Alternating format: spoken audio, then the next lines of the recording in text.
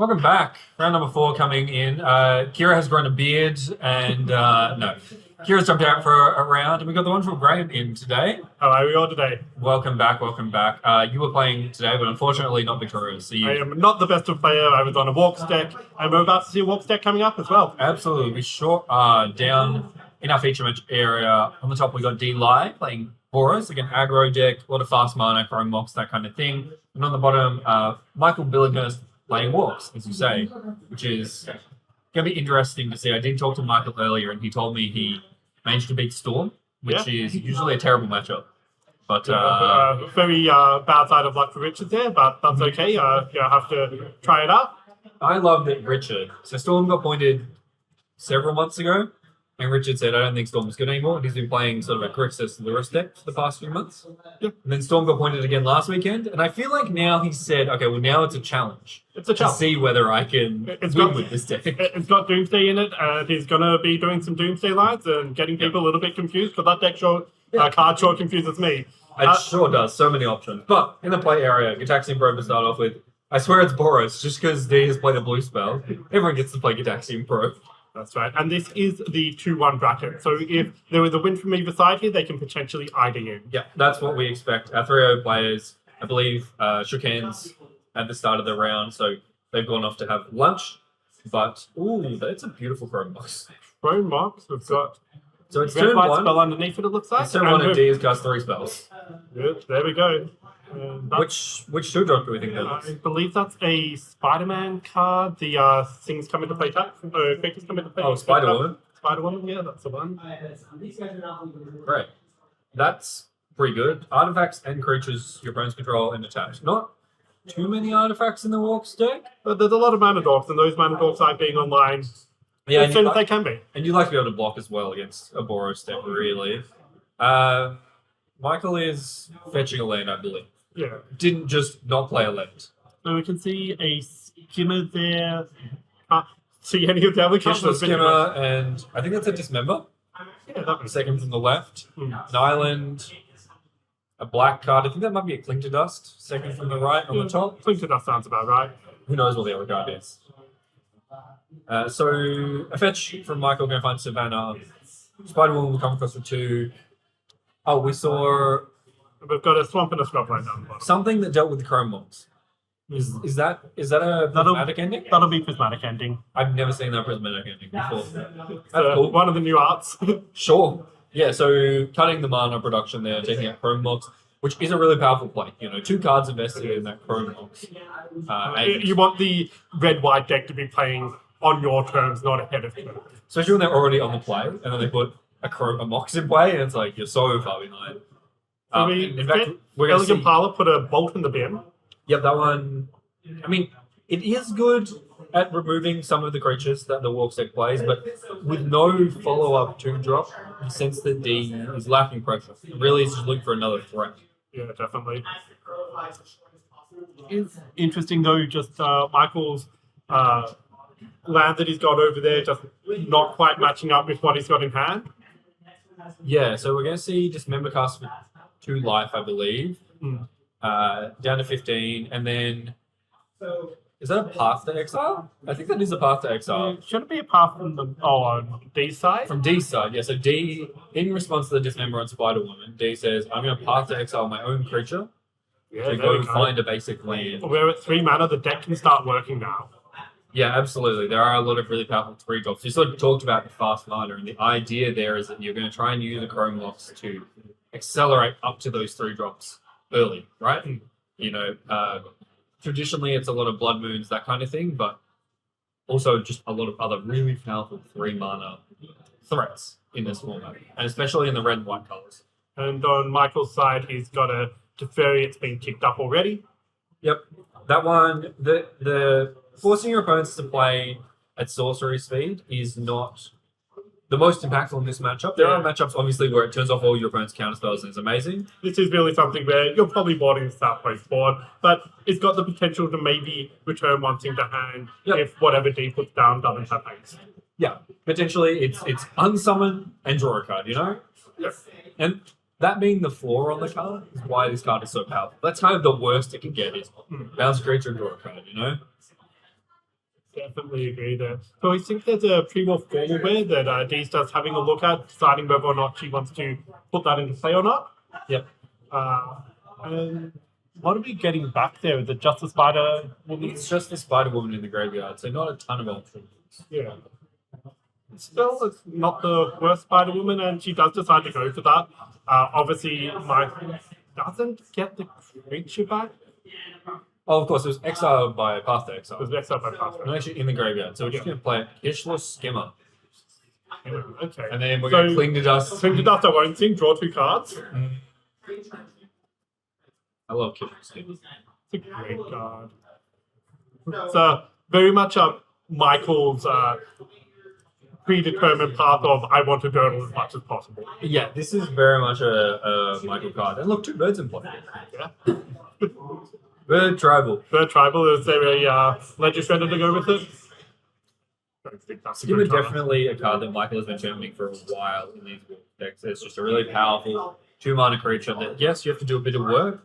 You do have to, find a way to exile cards from the graveyard, but there's sort of just enough of those now. Yeah, you've got a Malt Tender in there as an extra option. I think that's a chainsaw. But it's a chainsaw. We've got a bolt, and when it comes into play and it kills something, gets a +1/+1 counter. Yeah, so the way this works is it comes down, it deals 3, and then it keeps track of the creatures that die, and then it pumps eventually. But the main thing is, this red-white deck will play things like Cloud and Stoneforge Mystic Ways to tutor for equipment, and so it's nice to have an equipment that is just a deal 3 damage. She was playing against me with this deck at a weekly the other day, and used her Fellier to bounce the chainsaw and bulk my things again. Oh, that's really sweet, actually. Also really sweet is 4th Aliens. Yeah, and you can see her just floating that card in hand.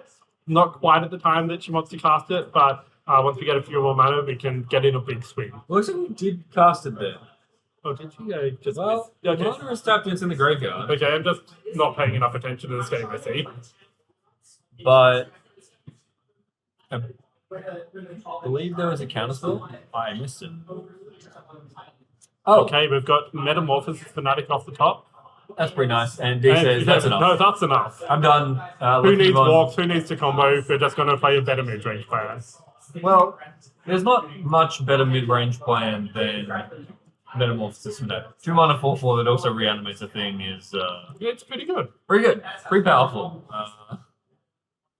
And let's have a look at what they've got on board here. Absolutely. So, as we go and look at the sideboards, a few different options from D. What do you like? I definitely like that she's got Blood Moon in there. We've got High Noon, which stops the Ephemerate combo, not being able to cast it and Time Walk in this same turn, slows it down a bit. And Price of Progress and Red Blast are nice as well. How do you feel like Magus of the Moon as well? Probably. Yeah, both of the Blood Moons. And Clarion Conqueror just to turn off the dogs is a little interesting. If you can get it down early, it's nice, but otherwise it's just not as impactful for the other creatures in the deck. What do you think about Lion's Sash? A little bit of graveyard interaction. It's tutorable. If you can ever catch the walk while it's in the graveyard and get rid of it, a lot of the walks deck is built around finding and then recurring time walk. So if you ever get to exile that one card, it does actually stymie them, surprisingly. It is, and Michael has taken advantage of the recent deep pointing and is playing Uro in his 75, so you can also hit that Uro as well. That's a pretty good 7 points.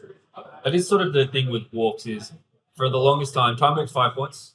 You always play Spellseeker as your 6th point because it finds Time Walk, it finds Ephemerate, it finds everything basically. And then it has always been a question of what is that 7th point that you play? It's like, what is a card that we think is not pointed to the correct amount that it is? Put that in there. Correct. That has traditionally been the way walks decks are built. And Michael coming down on Uro. As we should mention, Michael is a committee member. Yeah, so he's made this decision that this card should be depointed, and is kind of implying by putting it into the deck that it is incorrectly pointed at This one guy's same really time. good. And we should note there are multiple committee members, so just because it came down, they don't always agree necessarily. I do like the idea of Michael losing an argument about whether this should come down and then going, fine then. If you guys are going to overrule me, I'll just go and win with it. And what is Michael putting in from his sideboard? Few different options here. I think a lot of it will just be the removal. Abrupt Decay, Assassin's Trophy potentially. Dam, Blue Blast. Blue Blast are really nice. Maybe, yeah, that's probably about it. Look, there is a little bit of shenanigans happening with the graveyard here. They've got pre-war formal wear, we've got a few other Yep. things, so wouldn't be surprised if endurance makes it in, but it's not the strongest option. It would be a very fair endurance.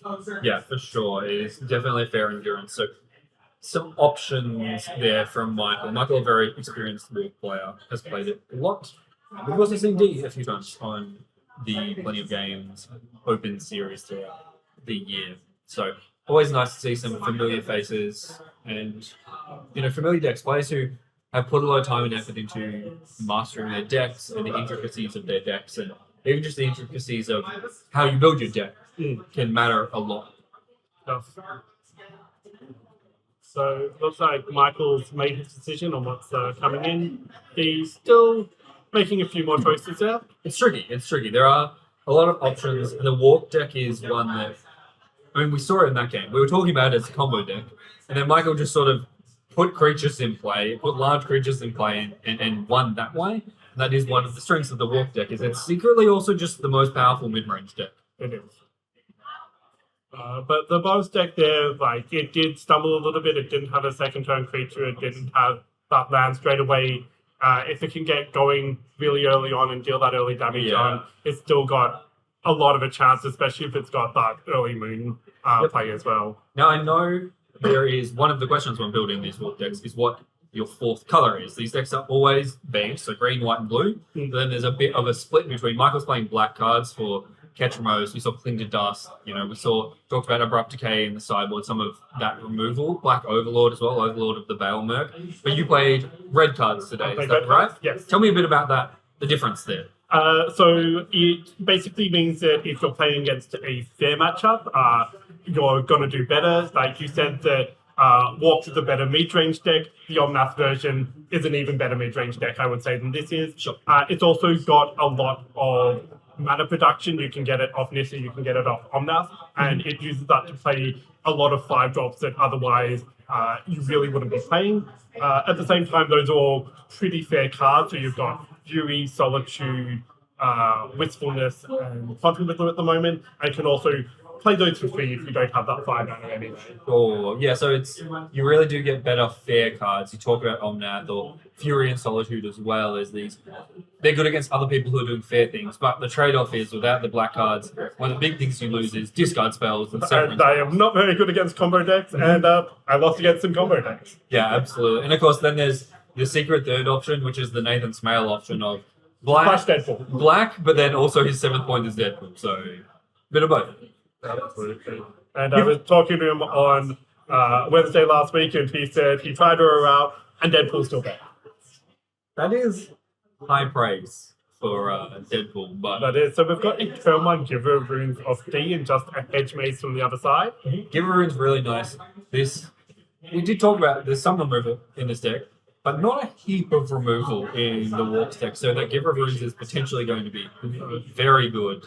And we go for a Lotus Petal into nothing. So do you think we've got an end of turn something flush? Or do you think It screams Opposition Agent to me. it screens Opposition Agent, which isn't in the deck? Yeah, it does. But my alarm bells would normally be going off, and instead, I guess it'll just be a failure or some sort of flash Yeah, to drop, and we're just putting the Lotus Petal out there for days reason. So we've got a dog. Potentially there's the Red Blast as well in the hand, that would be the other thing. You just want to have that up, but it will be Helia, the best boy. Yeah, and so we're following this up with a Cloud. And that is going to do a Stoneforge Mystic Impersonation and search for an equipment. And at the same time, it doubles the effects of any equipments that are attached to Cloud, I think. Yeah, anything attached to Cloud, it doubles the triggers. So the big one you see is Skull Clamp. It's a 2/1, you click the Skull Clamp. The Skull Clamp says when this creature dies, draw 2, and then you draw 2 twice. Okay, and I think that's a Skull Clamp I've got there. That is a Skull Clamp. Okay, I'm not familiar with that art, but Yeah. So, and the cool thing here is Fairley's going to go to combat. Dee's going to say, I would like to flicker this Cloud out. go and get a pre-war formal wear.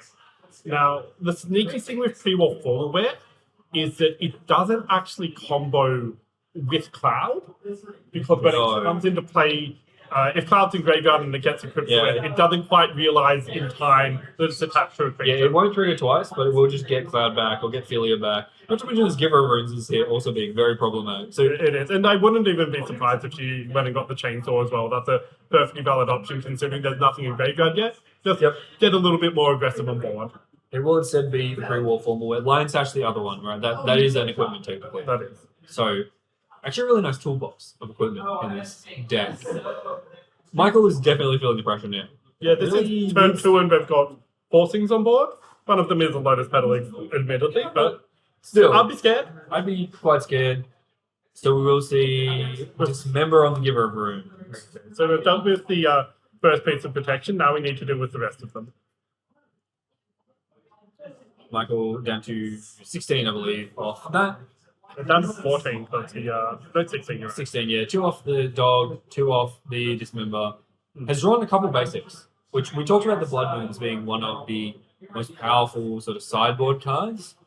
Drawing a couple basics and now Mana Dork is a really good way to mitigate that. No, this Mana Dog does tap for colorless unless he's got something to go with it. So we'll need to see whether or not he does have a legendary creature in hand.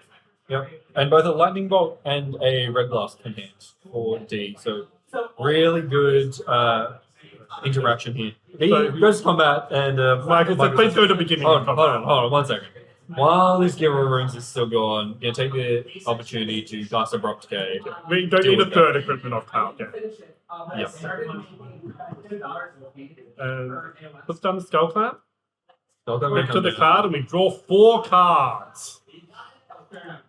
pretty powerful. And we get to keep the Skull Clamp around for, any future shenanigans.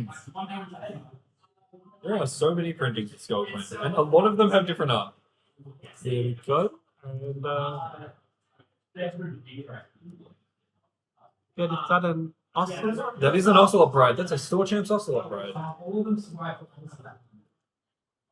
And a Guide of Souls. And a guy. Also a Store Champs Guide of Souls. Really nice that they put them together there. Yeah. They gave them out at the same event. That's The Ocelot Bride's textless, so we're going to not bring up that one for you. But the important thing here is We've got some energy off the Guide of Souls. you sure do, and a cat, a couple cats. So despite the couple of removal spells, there's still quite a lot of pressure in play from D.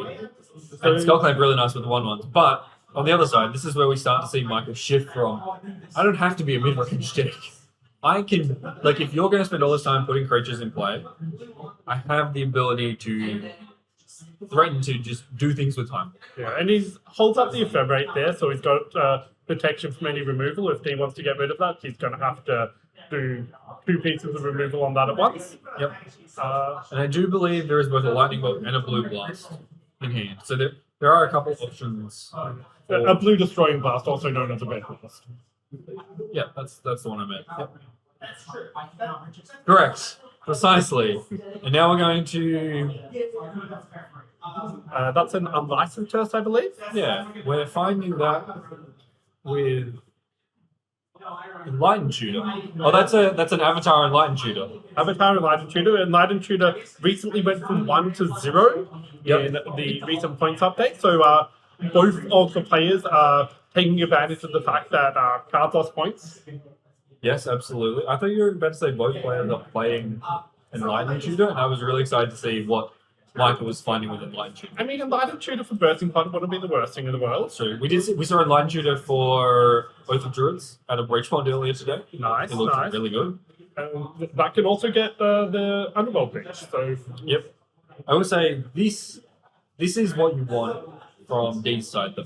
We've got a threat that's going to continue to snowball in the Ocelot Pride and also the Guide of Souls. Skullclamp going to draw a lot of cards, and then so the that's right amount of interaction. 9 permanents on the board at the moment. If goes for the Lightning Bolt, It is currently 8 permanents, I believe. The NG counter does not count as a permanent, so unfortunately. there's So 4 8. land and 5 creatures, I believe, unless I'm miscounting the land. It is. You're right. It is 4 lands. Okay, so it blocks the Ocelot Pride. It's not going to gain life, and then goes for the Ephemerate in response. Interesting. Now, luckily, D has that unlicensed citizen plate, so no ability to recur the time walk if we do cast it here, which means Michael's in a sort of rough spot. Yeah, it's a little bit awkward. You'd probably want to use the ephemerate to get a removal spell for the first at the very least.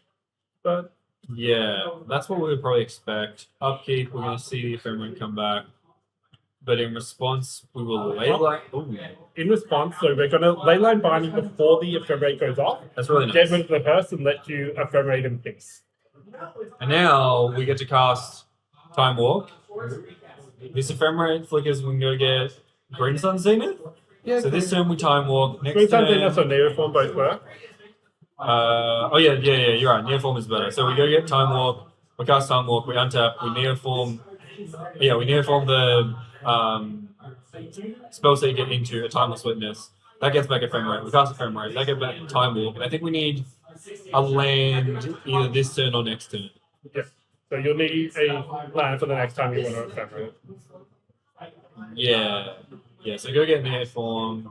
We have to. We're going to cast a Time Walk, and we're going to hope that we don't draw the Timeless Witness. Yes, and I think we need another land, either need this a turn or land- next turn. We need an untapped land to be You able need to an untapped land on the Neoform, next 2 turns. Neoform, Ephemerate, Time Walk all in one turn. That's right. But, well, the Neoform will immediately get the Timeless into play, so it's a turn after that. But he's already got the land. It doesn't Oh, matter. true, because you get it back. Yeah, you get an extra one off.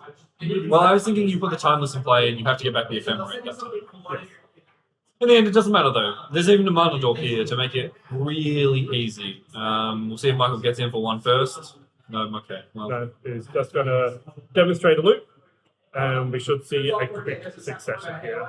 yep. And so Succession, I should say. I think that'll be Michael moving on to 2 and 1, so long as he has left the right mana, I guess. Michael's a veteran of this deck. He knows what he's doing. Cast Time Walk can demonstrate this loop. So the way this works is each turn the Ephemerate will... Basically, you get to Ephemerate twice a turn, right? Because you cast it and then it rebounds. And so you flicker your Timeless Witness twice, one of them gets back Ephemerate, one of them gets back Time Walk. That's right. And it's a little bit weird, but you can get back the ephemerate when it's hitting the Timeless Witness and still pick itself up because it doesn't. It gets to the graveyard before the Timeless Witness gets back into play to put that trigger on the stack. Yeah, off rebound, it is back there in time. So that will be Michael Billinghurst moving on to 3 and 1. He'll be looking for a handshake next round to get an ID and move on into the top 8. Absolutely. For us, we've got about half an hour to the end of the round, so a bit of a longer break. We're going to send you back to February. We'll send you back to last month. You can keep watching that.